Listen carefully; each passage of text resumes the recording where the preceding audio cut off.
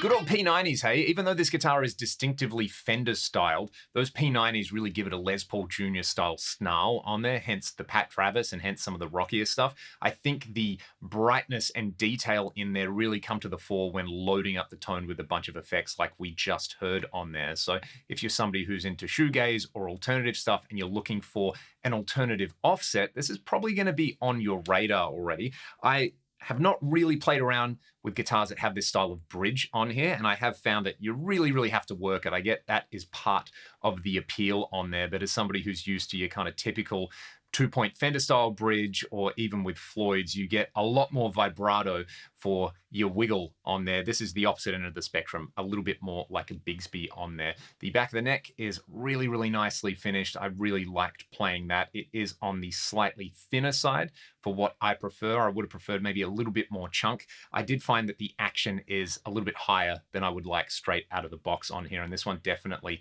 needs a setup before I play any more with it, but I did just want to pull it out of the box and jump around on it. It stays in tune, I will admit, a lot better than I expected for this style of bridge on here. I like the P90 pickups on there. I like that it's just a very straightforward guitar on here. A lot of the time with offsets, there's all the extra trickery with extra switches and things like that, you know, I get that's part of the aesthetic, but I feel like sometimes it detracts from what is just a cool body shape and basically a cool rock and roll guitar. So it's good to see Gordon Smith pumping out the new guitars. And like I said at the start of the video, if you're into this style, you can order them with basically any spec that you like. I really appreciate that for a UK-made guitar company, they are offering a lot of options to players. And, you know, primarily these are players' guitars, very straightforward.